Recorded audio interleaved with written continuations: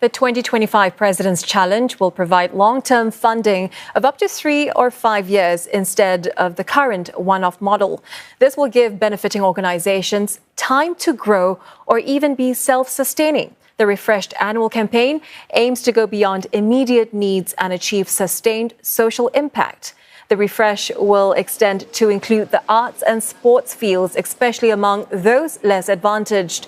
This includes a partnership with Sports Singapore to grow more future athletes. There will also be fellowships aimed at developing young civic leaders and recognizing ex-offenders.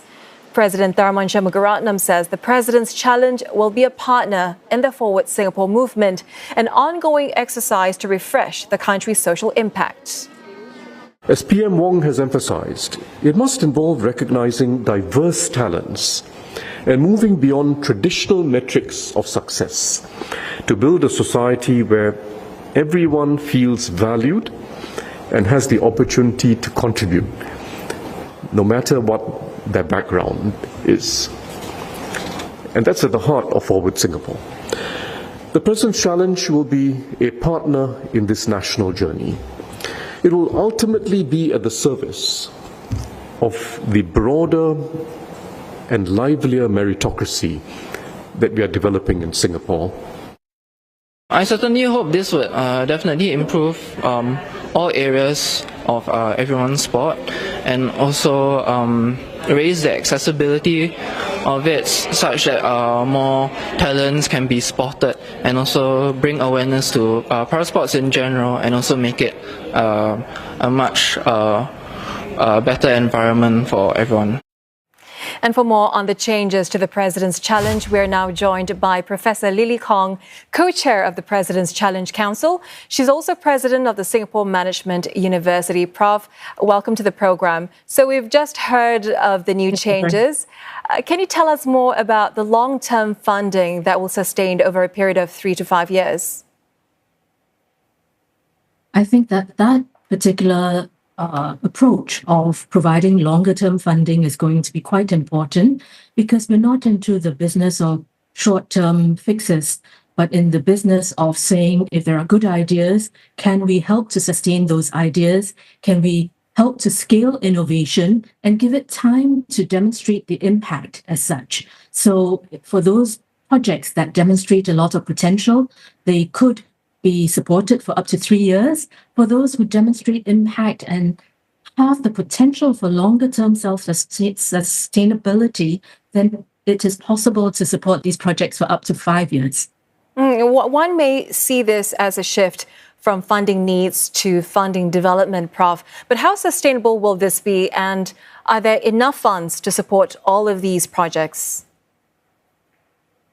I think one of the things is that over the last several years, we have witnessed quite a bit of investment into social service needs by the government. And as you would have heard in the President's speech this afternoon, that investment from the government has actually increased fourfold. At the same time, the community chest opportunities, funding, they are actually in a very healthy state as well. And other philanthropic organizations and platforms have come into play to support social service needs. That is not to suggest that there is no longer a need for the President's Challenge to support that, but it does mean that some of the funds could be released for other purposes, such as arts and sports, but also for longer-term initiatives. And so I think it's a very healthy and happy situation we're in, where different communities, different parties, different platforms are at play in terms of supporting different needs in society, which allows the President's Challenge to actually now focus on particular areas.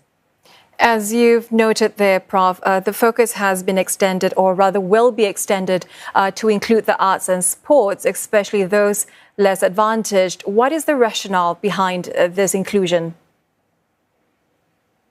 So for me, I think that if you think about the human spirit and human endeavor, arts and sports are two areas in which that passion, that commitment, that resilience really does come through.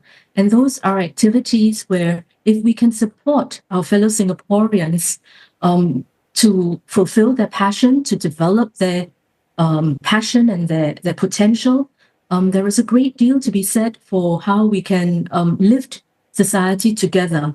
I think also that arts and sports have the real potential, as well as the reality of demonstrating that fundamental principle and ethos that President Tharman has spoken about, which is a culture of unity that we want to cultivate, as well as respect for all. And you find that that is entirely possible through arts and sports.